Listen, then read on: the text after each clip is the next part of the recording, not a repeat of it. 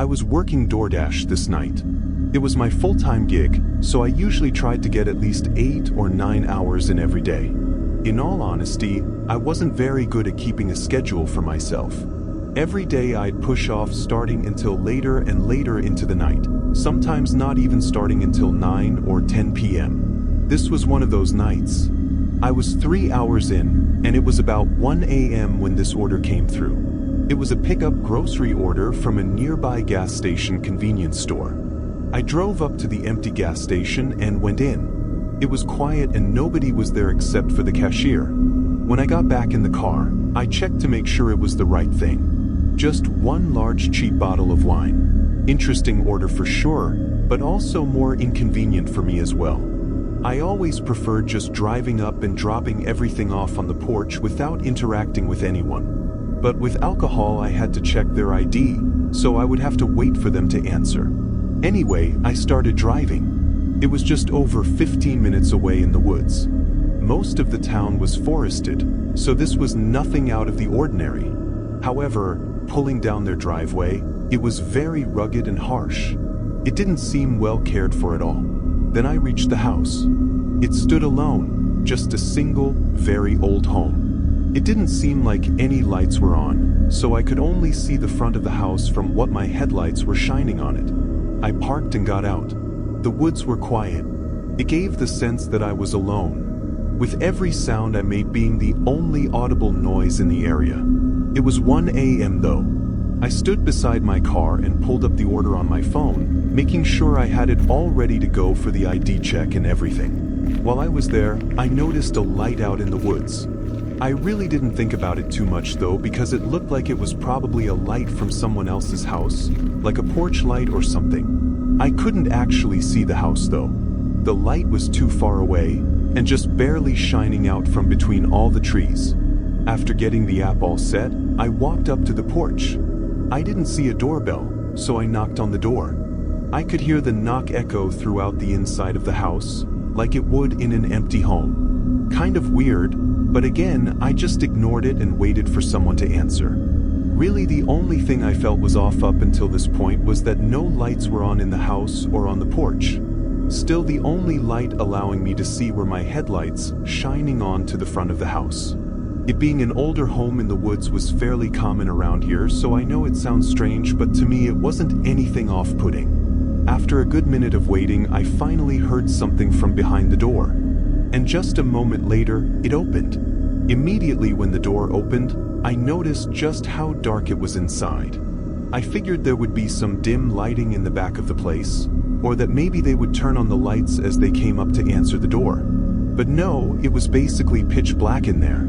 I could barely even see the man that was standing in the doorway. He was on the taller side and kind of thin, and the shadows covered most of his face. I said I just needed to check his ID really quick for the alcohol. He nodded and I think slightly smiled, but I couldn't see very well. He told me to give him a minute to grab his wallet.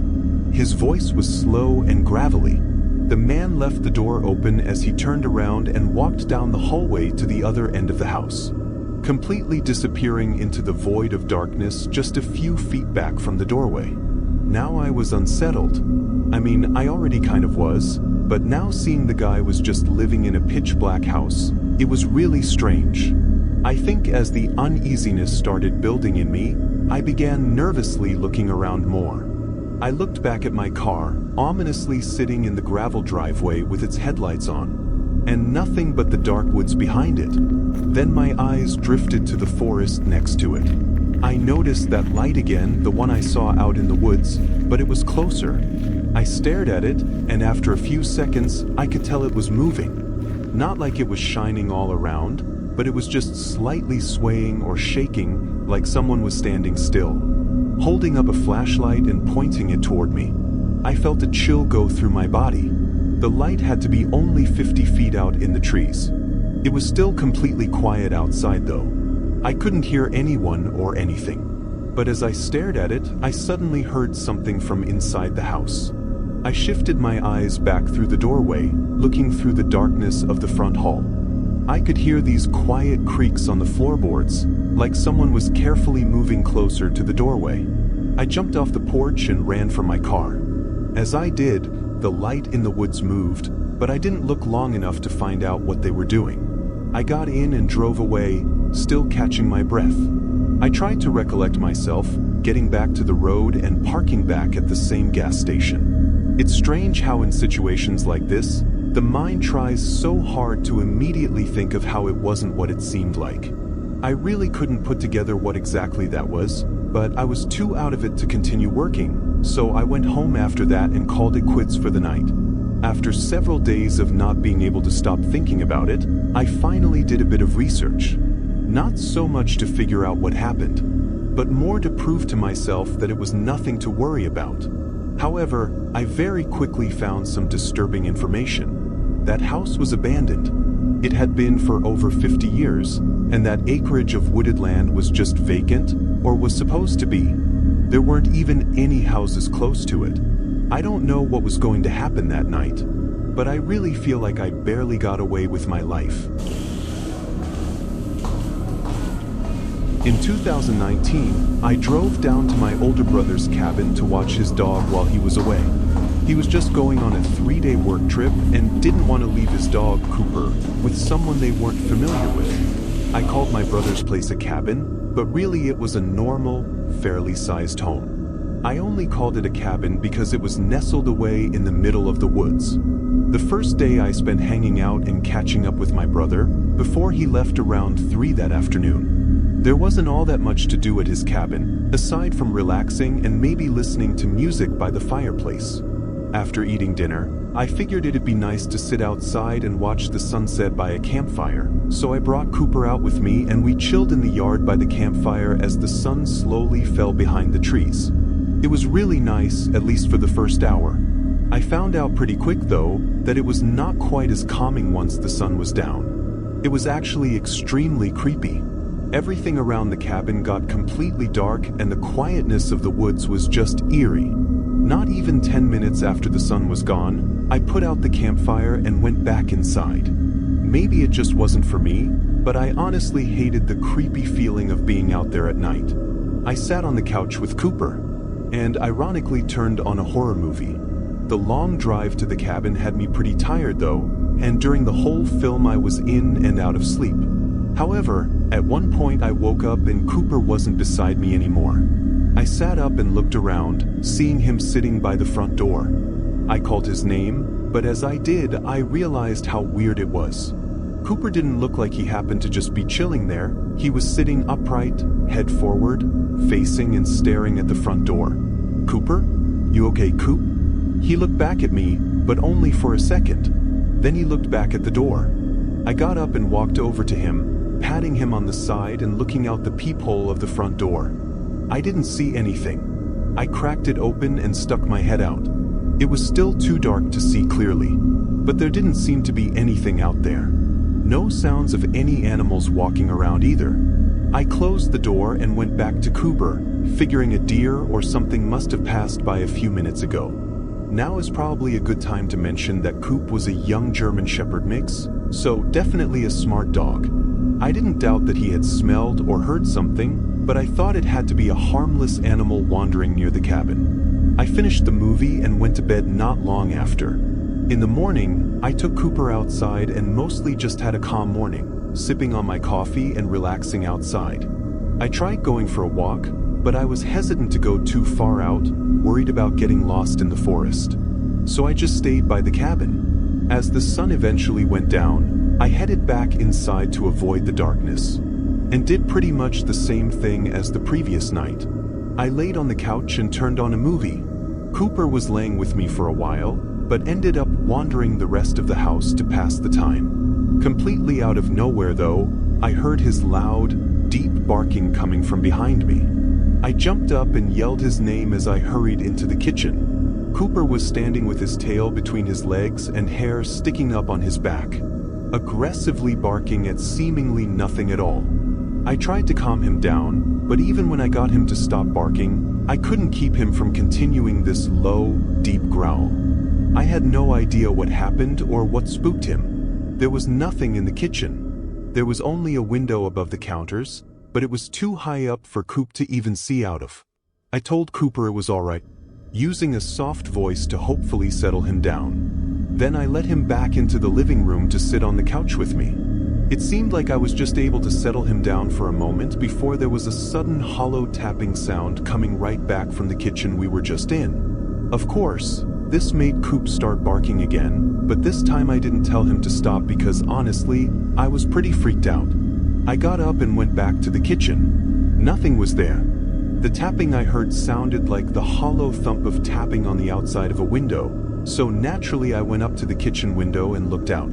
There really wasn't anything to see. I didn't know what to think at this point. Was it a raccoon or something trying to find a way in? Or was it me just not being used to the sounds of being in a cabin in a forest? What worried me most was that Cooper also seemed on edge. Like if it were just normal sounds, then why was he freaking out so much? It was getting pretty late though, and I thought maybe moving to the bedroom would help us cool off. There was a small TV in there as well, so I continued the movie and watched in bed. Coop sat next to me, ears up and attentive the entire rest of the night. It was about 11 p.m. when I turned off all the lights in the cabin and started getting ready for bed. I let Cooper sleep in the room with me, so I closed the door and filled up his water bowl, then got in the shower to wash off before bed. Even though there were a few strange instances, I was still enjoying my time at the cabin and was looking forward to getting in bed and waking up to enjoy my last day there. But as I was rinsing off, there were a sudden few thumps against the wall, followed by Cooper barking again. I quickly turned off the water and threw on my clothes, rushing out into the room. Cooper wasn't there and the bedroom door was now open. Coop was smart, but opening doors seemed like a stretch. I could hear his barks moving further through the cabin. I ran into the hallway and down to the other end, immediately seeing the front door was open. I didn't even have time to think because I saw Cooper barking and running away from the cabin into the woods. Within seconds, he was gone. I could only hear the faint sounds of his barking getting further and further away. I grabbed a flashlight from the front closet, then sprinted after him. It felt like as soon as I was in the middle of the forest, surrounded by nothing but trees, I suddenly couldn't hear Coop barking anymore. Once I realized that, I stood still and kind of froze up. The forest was almost completely silent, just a quiet breeze rustling the branches above me. Cooper! I called out for Cooper several times, yelling his name and hoping he'd leave whoever the hell he was chasing and just come back to me. I must have been out there for an entire 5 horrifying minutes before I heard leaves rustling ahead of me. A moment later, Coop came running toward me, his tail tucked in this look of fear all over his face, and I could hear quiet whimpers as he stared back at the darkness he just came from. I made sure he followed as I ran back toward the cabin and got us back inside. I called 911, then my brother as I waited for help to get there. Afterward, we stayed in a hotel for the night until my brother got back the following day. Unfortunately, there wasn't much follow-up. Someone was definitely stalking the cabin, likely for the multiple days I was there at least, and had somehow broken in, only to be chased out by Coop once they entered the bedroom. What's happened out there in the dark forest while Cooper was alone? I honestly don't know, but poor Coop was apparently terrified for weeks after that. Thankfully, he seemed to recover though. That was definitely the most horrifying and intense experience of my life. And if not for Cooper chasing them away, I don't know if I'd be here right now. Being over 6 years since then, Coop has gotten older, pushing 10 years old now. I still love getting to see him every time I visit my brother, and even though he's not my dog, I still love him and appreciate what he did for me that night at the cabin, and for keeping my brother safe from whoever is still out there.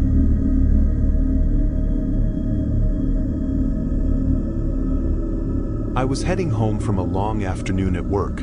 It was nearly midnight. I usually take the train into the city since it's an hour-and-a-half drive there, but I knew I'd be staying late this night, past the train's running hours.